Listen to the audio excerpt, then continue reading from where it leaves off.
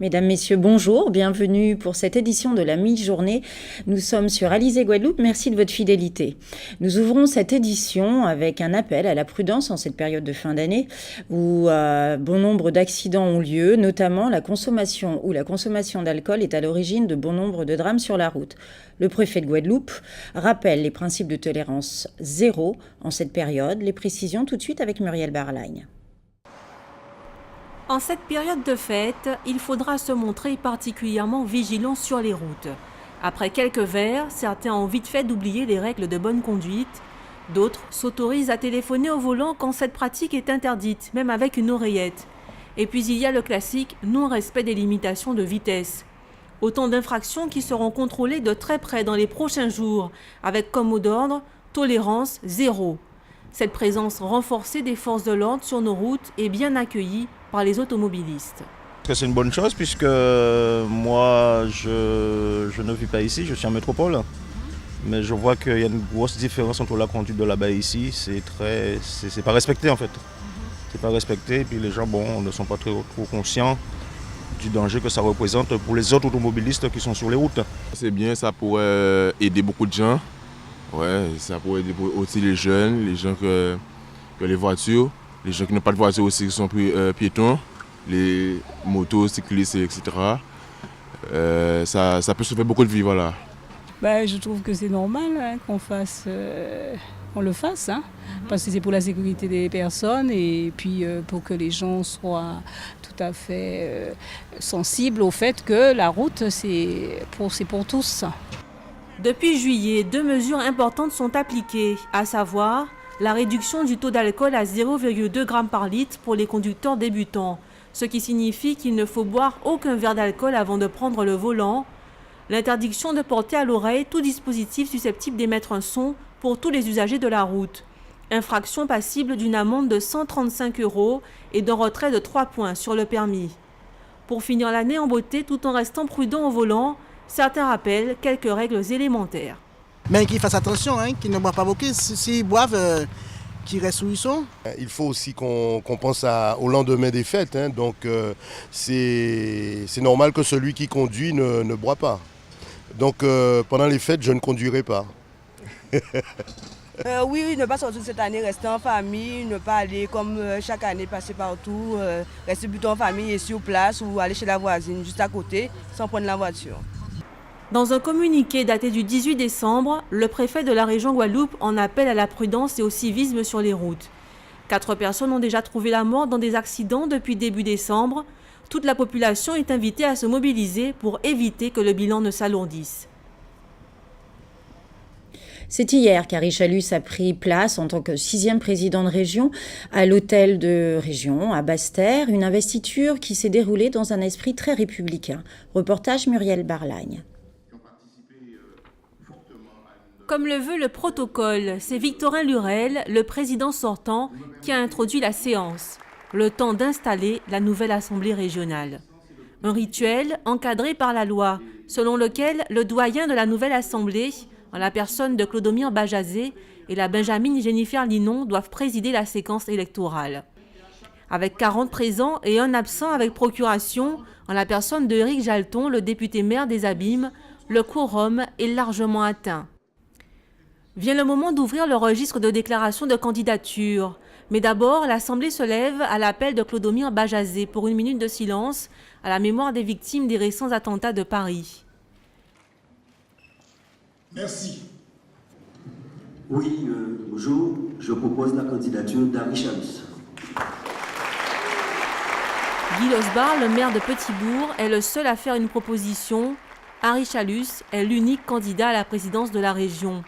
Le vote peut commencer, suivi immédiatement du dépouillement. Sur les 41 votants, 28 ont choisi Arichalus. 28 comme le nombre de sièges obtenus par la liste Changer d'avenir. Il est 10h45. Arichalus prononce son premier discours en tant que président du conseil régional. Discours dans lequel il rappelle son désir d'une Guadeloupe réconciliée, où le mot opposition doit être banni.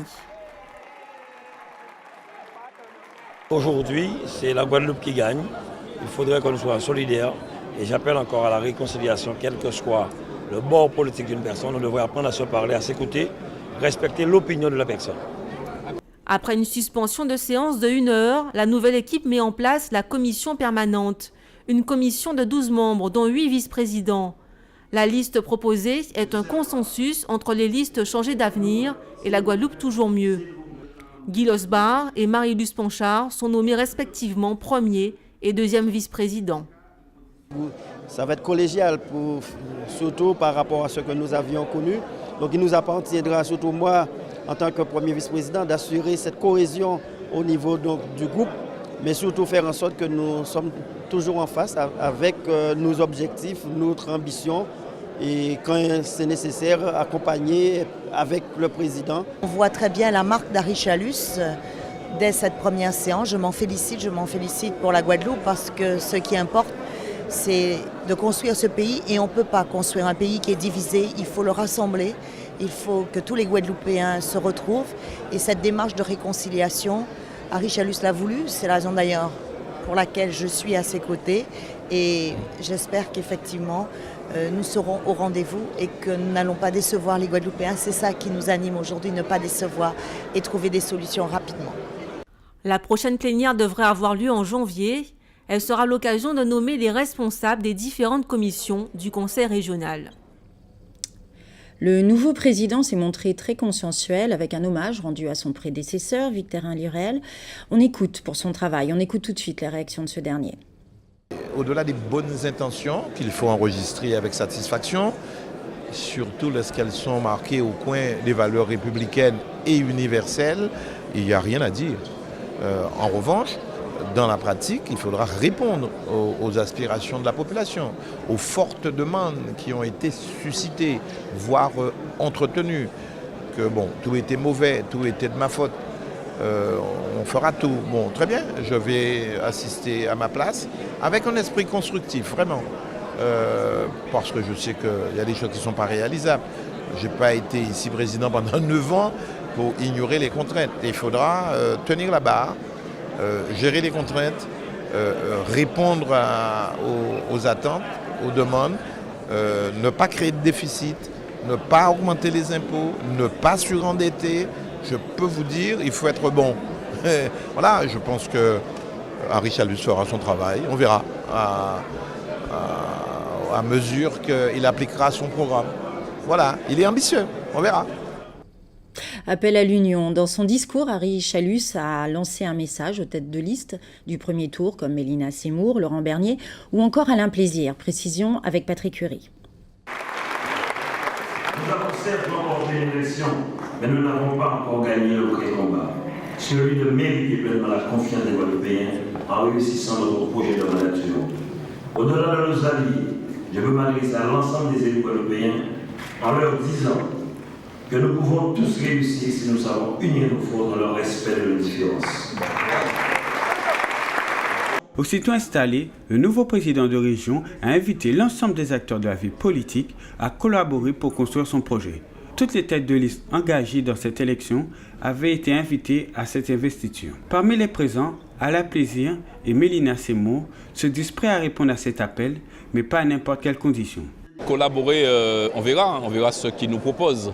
Moi, je ne suis pas fermé à la discussion, parce que s'il faut travailler pour la Guadeloupe, nous, on a cette volonté de travailler pour la Guadeloupe. Mais il faut que ça se fasse dans la transparence, parce que je suis président d'un parti. Je ne suis pas simplement un expert. Il m'a présenté comme un expert. Certes, je suis un expert, mais j'ai une vision de la Guadeloupe.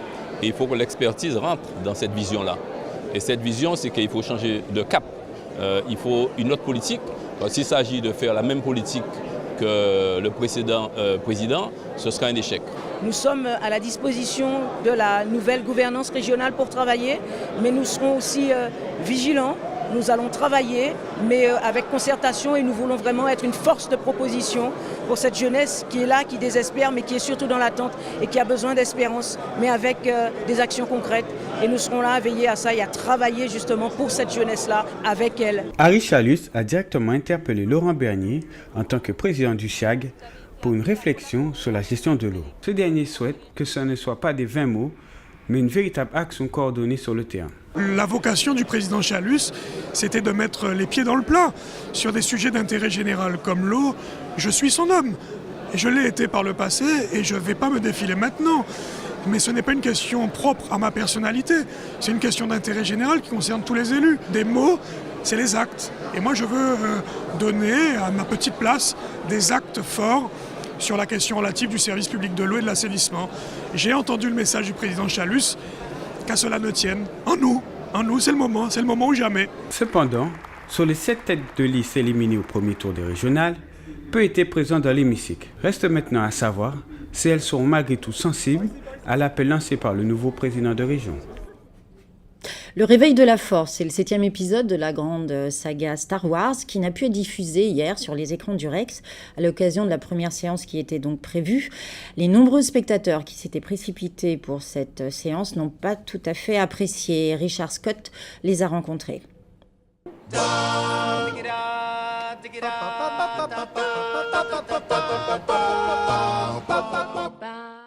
La force ne s'est pas réveillée cet après-midi au Rex de Pointe-à-Pitre. Ce sont pourtant des fans surexcités qui étaient venus nombreux à la première séance guadeloupéenne du nouvel épisode de Star Wars.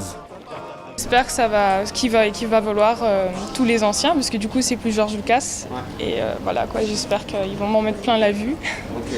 Malgré la patience des nombreux fans de la saga, le film n'a pas été projeté suite à des soucis techniques, sans d'autres précisions de la direction. À croire que le côté obscur de la force était puissant.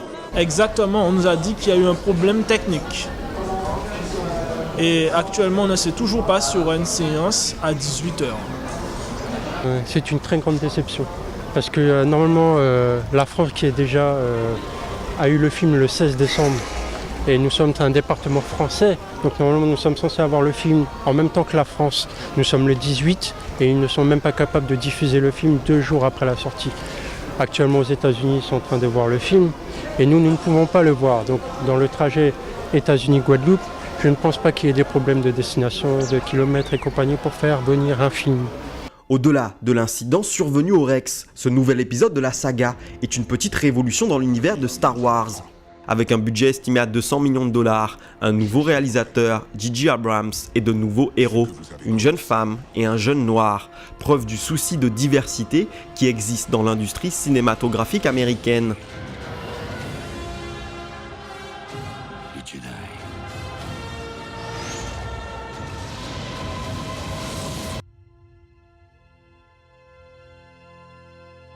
La reprise des projections du film en Guadeloupe est prévue dès ce soir, vendredi à 19h, au Rex. Le recteur de l'Académie de Guadeloupe s'est rendu hier à la prison de Bémao afin d'y remettre des diplômes à des détenus qui mènent des études ou qui suivent des formations durant leur incarcération. Reportage sur place, Karine Gelman. Reprendre confiance en soi grâce à l'éducation. Donia vient de passer un certificat de formation générale. Son objectif, devenir couturière. Ça représente un grand pas vers l'avenir. Ça m'a beaucoup motivée parce que je ne savais pas que j'avais autant de qualités, autant de valeurs cachées. Je m'en suis aperçue ici et par les aides du SPI, par les aides de la direction qui ont fait beaucoup d'efforts pour pouvoir nous former, qu'ils ont investi beaucoup, tout leur encouragement, qu'ils se sont mobilisés avec toutes les associations pour nous apporter la force et le courage. Mon entourage, tout particulièrement une détenue avec qui j'arrive à trouver mon chemin aussi, qui m'a beaucoup aidée, qui est là présente, et puis donc ça se passe très bien avec elle, et puis donc on a des projets, on fait beaucoup de choses, et on envisage beaucoup de projets pour l'extérieur. Je me suis déjà bien organisée, j'ai déjà préparé ma sortie. Donia prépare sa sortie et espère bien être libérée d'ici l'année prochaine. 29 diplômés au centre pénitentiaire de Bémao ont reçu leur diplôme ce vendredi. 7 femmes et 22 hommes. Une fierté pour Ginette, enseignante à temps complet au sein de la prison depuis 10 ans. Présente toute la semaine, elle est là pour encadrer les étudiants, mais pour eux, elle est aussi une écoute. Parce que c'est avec beaucoup de plaisir. Ils viennent suivre les cours. Pour eux, c'est une bouffée d'oxygène parce que nous, au niveau des enseignants, c'est le seul endroit où ils n'ont pas parlé de la pénitentiaire. Ils peuvent parler de leur vie, de ce qui se passe dans les actualités. Et ainsi, nous évitons aussi de parler de la pénitentiaire avec eux. D'ailleurs, lorsqu'ils arrivent, on ne cherche même pas à chercher les faits qu'ils ont commis à l'extérieur. Pour nous, ce sont des élèves que nous accueillons et nous travaillons avec la même efficacité que si nous étions à l'extérieur dans un collège. Sa salle de classe est une pause dans l'univers carcéral. Vous savez, il ne faut pas se voiler la face. Il y a des gangs à la prison, donc nous faisons en sorte que ceux qui ne sont pas compatibles, on évite qu'ils se retrouvent. Et c'est la raison pour laquelle ça se passe en toute sérénité. Depuis que je suis là, je n'ai jamais assisté à un conflit dans une salle de classe. Une ouverture sur le monde entre créativité et enseignement, des diplômes qui transforment la peine de prison de ces jeunes en une délivrance vers l'extérieur. Comment vivre sans produire de déchets? C'est le pari fou que s'est lancé une Française, Bea Johnson, il y a quelques décennies. Cette Française, installée en Californie depuis quelques années donc, surnommée Madame Zéro Déchet, est de passage en Guadeloupe. Elisabeth Hersen l'a rencontrée. Bea Johnson est devenue en quelques années la papesse du zéro déchet grâce à 5 astuces clés: refuser le superflu, réduire le nécessaire, remplacer tout ce qui est jetable par une alternative réutilisable, acheter d'occasion et recycler. Elle vient partager ce nouveau mode de vie écologique et économique avec les Guadeloupéens. En fait, on a eu un déclic lors d'un déménagement où on a été forcé de vivre avec moins et c'est là qu'on a découvert que vivre moins nous permettait de faire plus. Ensuite, grâce au gain de temps qu'on a pu faire en vivant simplement, on a pu s'éduquer sur les problèmes de l'environnement et là, ce qu'on a découvert nous a fortement attristés, mon mari et moi, en se rendant compte du futur qu'on allait léguer à nos enfants. Donc, on a voulu changer notre façon de consommer. Et à ce moment-là, le terme zéro déchet n'était employé que pour décrire des pratiques industrielles ou de gestion de déchets à l'échelle municipale. Et pour moi, en tout cas, ça m'a fait un déclic, un nouveau déclic. Je me suis dit, mais c'est ça qu'il faut faire, c'est zéro déchet. Si on n'est pas pour zéro déchet, pour combien de déchets est-ce qu'on est? Et à partir du moment, disons, ce terme, ça nous a donné un but pour pousser les choses un petit peu plus loin. Donc aujourd'hui on ne génère qu'un bocal de déchets par an. On n'est pas sectaire, hein. Lorsque on va chez des amis, on respecte leur mode de vie, tout comme quand eux ils viennent chez nous, ils respectent le nôtre. Donc voilà, quand on est à l'extérieur de chez nous, bien sûr on s'adapte à ce qui nous est offert. L'association Casa Broc Casa Recycle permet justement de favoriser cette économie circulaire prônée par Bea Johnson. En effet, cette structure est la première du genre en Guadeloupe qui permet d'acheter toutes sortes de biens d'occasion grâce à un circuit de dons bien rodé. Les dons, donc c'est souvent les particuliers donc, qui viennent, qui nous les amènent, donc ils vont directement à l'espace don. Et donc de là, ils sont triés. Donc triés, ce qui veut dire déjà ce qui est bon état, donc c'est mis de côté pour pouvoir mettre au magasin. Donc on récupère aussi en collecte, donc c'est pareil, c'est arrivé soit dans les meubles, soit à la zone de don. On a une équipe à Casa Recycle, donc ils sont chargés, donc c'est tout ce qui est électroménager, donc ils sont chargés de tester l'appareil avant de pouvoir le mettre, même si la personne, enfin le client nous dit ça fonctionne, mais avant ça doit partir quand même à Casa Recycle pour être testé et après mis aussi en vente. Créée en 2008 pour venir en aide aux plus démunis, l'association solidaire Casa Broc accueille désormais un public plus large, composé de toutes les catégories sociales, à la recherche de nouveaux modes de consommation. L'objectif zéro déchet de Bea Johnson a donc déjà des adeptes chez nous qui ouvrent nos frontières à l'économie circulaire. Nous arrivons à présent à l'actualité de notre grande région Caraïbes où nous partons dans un premier temps vers la Dominique.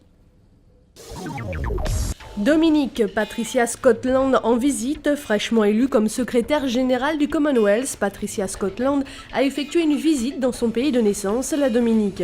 Elle a entre autres inauguré une école primaire en son honneur située dans le village de Vieille-Case, qui se trouve être dans la circonscription du Premier ministre Roosevelt Skerrit.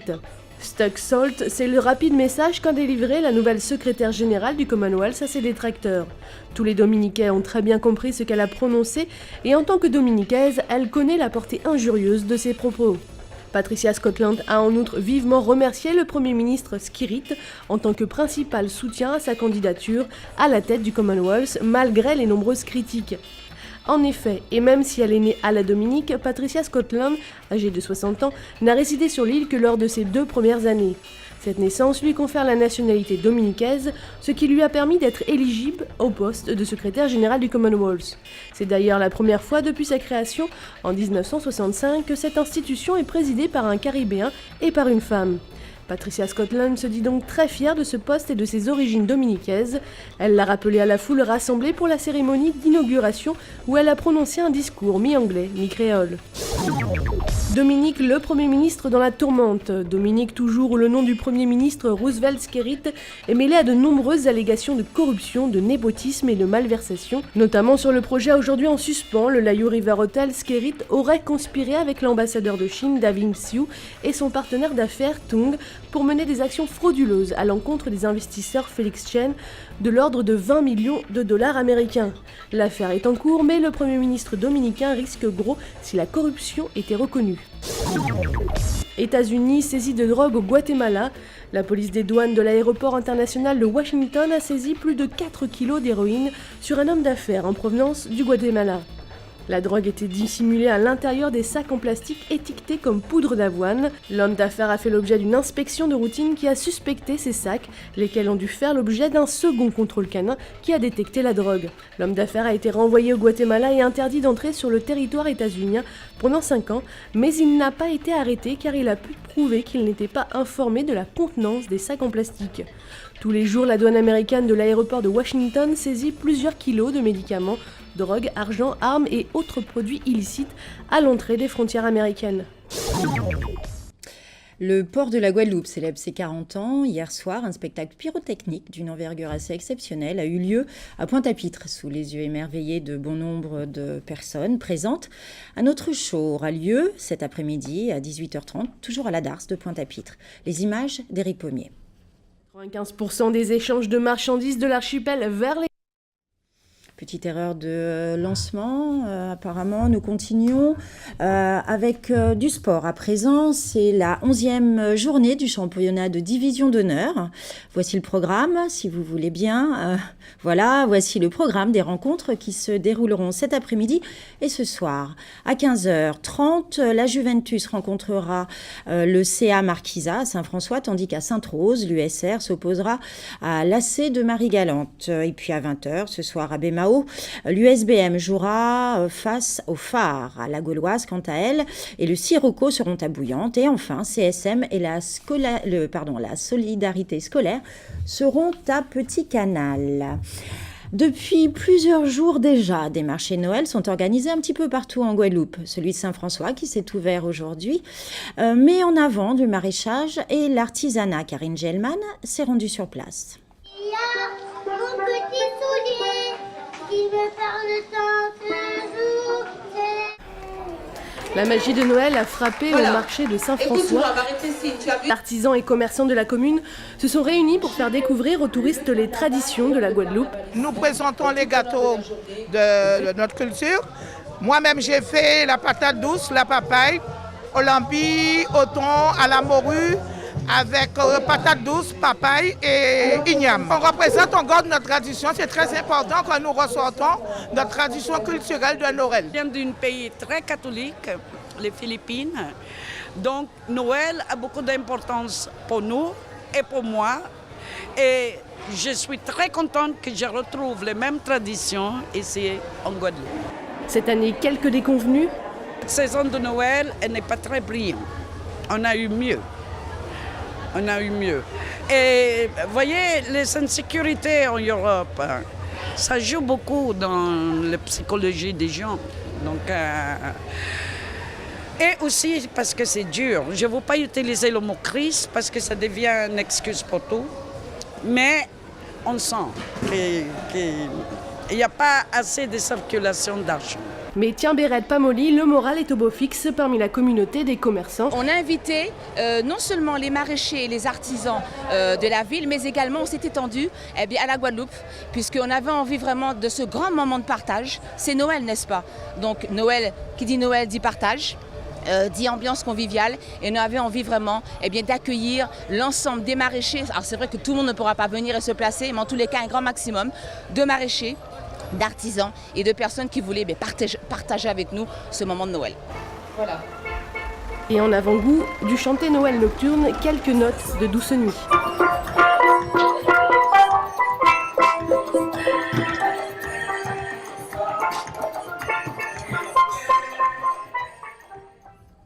Jolie chose proposée. Et puis cet après-midi en direct sur notre antenne, retenez bien à 15h57 ou à partir de 15h57, l'élection de Miss France du Zénith de Lille. Johanna Delphin, notre Miss Guadeloupe, défendra nos couleurs. Vous pouvez la soutenir et l'encourager par vos votes, par téléphone au 36 80 ou par SMS au 97 320. Faisons un point rapidement à présent sur la carte météo de cet après-midi. Des nuages ce matin qui se sont dissipés et qui laisseront place à un beau soleil. La probabilité d'avoir des averses restera faible sur l'ensemble de l'archipel, excepté sur Cap-Esterbello et l'ensemble de Marie-Galante. Les températures, quant à elles, seront comprises entre 27 et 30 degrés. Voilà, cette édition est à présent terminée. Merci de votre fidélité. Je vous laisse tout de suite en compagnie de votre magazine Minute Sport, suivi d'une météo un peu plus complète, l'agenda du week-end, puis le journal de TF1. Enfin, le rendez-vous en direct, je vous le rappelle, sur notre antenne, de l'élection de Miss France à partir de 15h57.